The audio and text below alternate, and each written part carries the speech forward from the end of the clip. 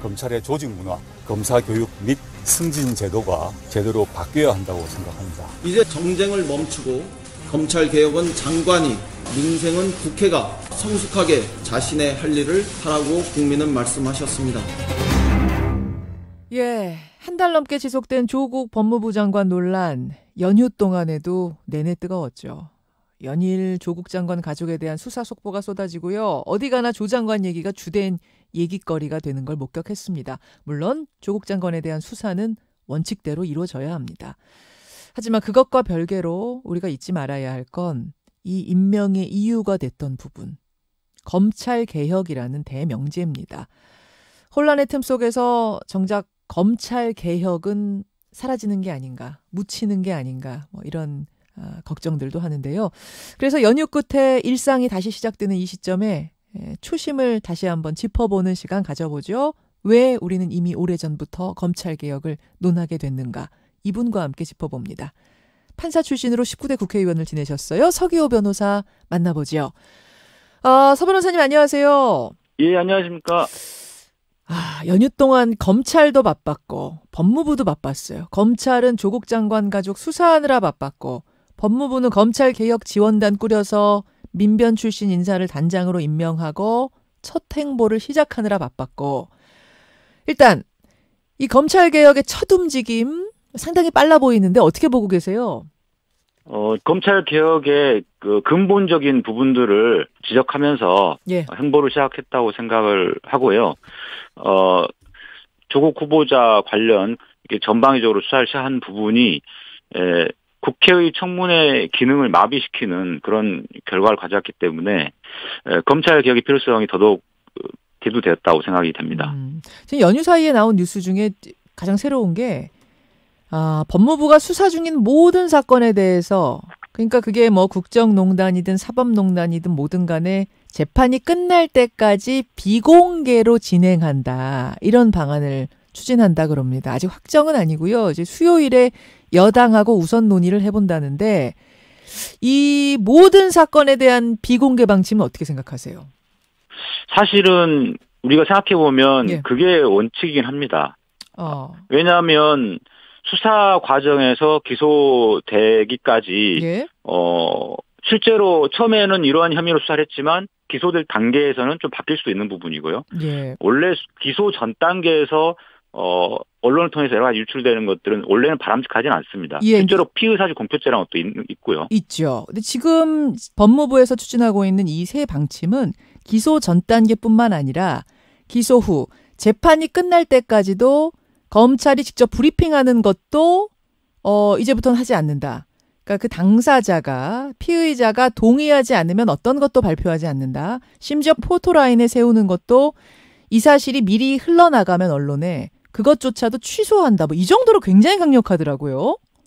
네, 그렇습니다. 왜냐하면은 지금까지 이 피의사실 공표로 인해서 굉장히 심각한 인권 침해가 많이 이루어져 왔었고, 과거에 노무현 대통령이 서거하신 것도 바로 그러한 관련이 되어 있지 않습니까? 근데 지금 같은 경우는 모든 사건, 그러니까 유죄, 무죄 가능성을 보는 게 아니라 국민적인 관심 여부와도 상관없이 모든 사건에 대해서 비공개 방침이라는 이 부분이 지금 핵심이거든요. 그 부분 어떻게 보세요? 그러니까 피의자나 참고인을 통해서 취재해가지고 보도하는 거는 그거는 언론의 자유인데 하지만은 검찰이 스스로 브리핑을 하거나 검찰 관계자가 언론에 흘리는 방식으로 하는 것은 편파적인 수사가 그대로 국민들에게 마치 진실인 것처럼 잘못 전달될 수 있다는 거죠. 아니, 흘리는 거는 당연히 지금도 안 되는 거고 사실은 지금도 그건 안 되는 거잖아요. 안 되는 건데 중간중간에 예를 들어서 박근혜 정권 국정농단 당시에 검사가 나와서 주기적으로 브리핑하던 것 여기까지가 진행이 됐습니다. 뭐 기소합니다. 어떻게 합니다. 이것도 하지 말라는 것은 좀 국민 알 권리 차원에서 너무 많이 비공개로 가는 건 아닌가라는 지금 좀 걱정들도 있어서요. 네, 그 부분은 조금 수정될 필요성은 있다고 보이는데 왜냐하면은 갑자기 한꺼번에 바뀌게 되면 국민들도 혼란스러울 수 있기 때문에 예를 들면은 여야가 합의를 해가지고 예, 이 예. 부분에서는 어느 정도까지 검찰로 하여금 직접 브리핑하는 방식보다는 예를 들어 법사위에서 보고를 받는 형식으로 하는 방법도 있을 겁니다. 이런 형태로 절충해서 또 보완할 수는 필요성이 있는데 중요한 거는 예. 지금까지 검찰에서 언론에 흘리면 안 되는데도 불구하고 계속 언론에 흘려왔습니다. 그러면 이런 일들이 벌어질 때마다 검찰은 뭐라고 하냐면 자기들은 흘린 적 없다고 합니다. 예. 실제로 이것을 처벌할 수도 없는 상황입니다. 왜냐하면 피의사실 공표죄를 처벌하려면 누군가가 그 검사를 지목을 유출한 해야죠. 검사를 색출해서 수사를 해야 되는데 이게 예. 검찰이 검찰 스스로를 수사할 수가 없기 때문에 이거는 애치당초 불가능합니다. 그러니까 피의사실 공표죄라는 것은 사문화된 범죄고요. 그다음에 감찰을 통해서라도 해야 되는데 예. 법무부가 검찰에 장악돼 있기 때문에 감찰도 불가능합니다. 예. 그래서 피의사실 유출이 법적으로 금지되어 있음에도 불구하고 공공연하게 행해져 왔거든요. 그렇기 때문에 이런 것들을 뿌리째 관행을 개선하려면은 그 근본적인 조치가 필요하다라는 차원에서 이번에 그런 방안들이 나왔다고 생각됩니다. 그렇기 때문에 강한 원칙이 우선 제시가 됐을 거다 이렇게 보시는 거군요. 아마 논의 네, 과정에서 어느 정도 합의는 필요할 것이다 이 말씀이시고요. 네네. 알겠습니다. 수요일부터 뭐 첫 논의가 시작된다니까 좀 지켜보기로 하고 다만 이 검찰 개혁의 어떤 첫 행보가 이 피의사실 공표 부분부터 시작이 되다 보니까 조 장관 가족이 수사를 받는 상황에서 공보를 금지시키는 걸 우선 적용한 게 아니냐, 뭐 검찰에 압박 주는 거 아니냐 이런 비판도 나오는데 어떻게 보세요? 겉으로 보기에는 이제 그런 측면이 있습니다. 하지만은 이번에 검찰이 보여준 무소불위의 권력을 휘두르는 검찰의 모습이 그대로 드러난 셈인데요.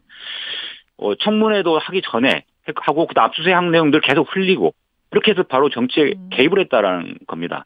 바로 그렇기 때문에 이러한 문제들이 대통령의 장관 임명권까지 침해할 정도 수준에 이르렀기 때문에 이번 기회에 원래 그 전부터 했어야 되지만은 그래서 이번에 시기가 늦었고 예. 논란의 여지는 있지만 언젠가는 시행을 해야 되는 사안이다라는 겁니다. 알겠습니다. 지난 한 달 동안 많은 국민들이 던졌던 그 질문부터 시작을 하죠. 문재인 대통령도 임명 여부를 두고 최종까지 고심을 하다가 그래도 개혁이 우선이다 해서 그 적임자를 임명하는 걸로 결정을 했다는 건데 뭐 조국 장관이 최적임자냐 아니냐는 부분은 논외로 하더라도 그 정도로 검찰 개혁이 시급한가 하는 이 부분에 대해서 어떻게 보십니까?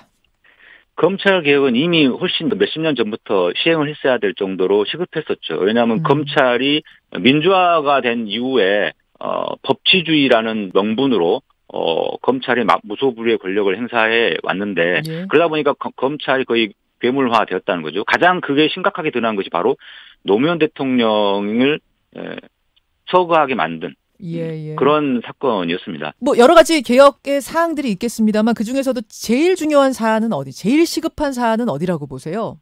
지금 상황에서 가장 시급한 게 이런 검찰에 의한 피의사실 유출 그리고 법무부의 탈검찰화 그다음에 검찰의 직접 수사도 다시 손을 봐야 된다고 생각합니다.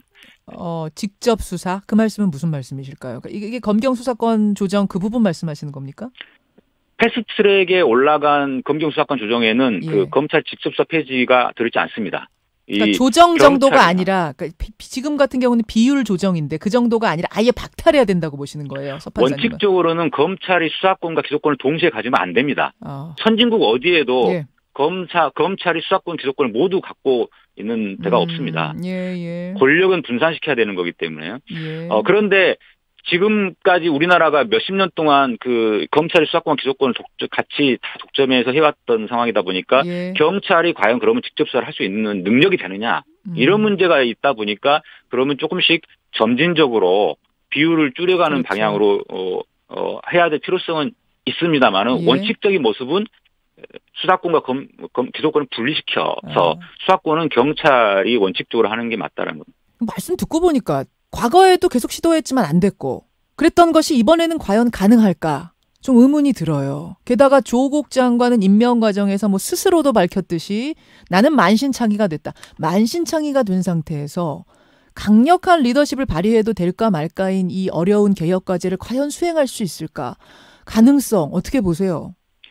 이번에 청문회 또 시작 전에 압수하고 했던 것도 뭐냐면은 조국 장관이 주도하는 검찰 개혁이 기존의 검찰 개혁과는 달리 근본적으로 들어올 가능성이 많기 때문에 처음부터 이 수사에 뛰어들었고 그렇게 함으로써 적어도 절반 이상의 국민들로 하여금 예. 검찰 수사가 지금 필요하다.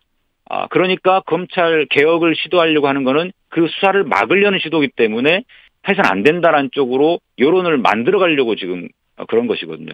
그래서 쉽게 말해서 결국은 검찰 개혁을 강력하게 시도하려고 하면 어떤 형태로든 검찰은 이런 식으로 직접 수사를 통해서 피의 사실 유포를 통해서 그것을 저지하려고 할 거기 때문에 예.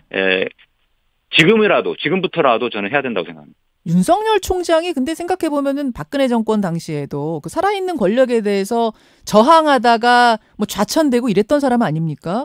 그렇기 때문에 설마 윤석열 총장도 지금 조직을 보호하기 위해서 이러는 걸까?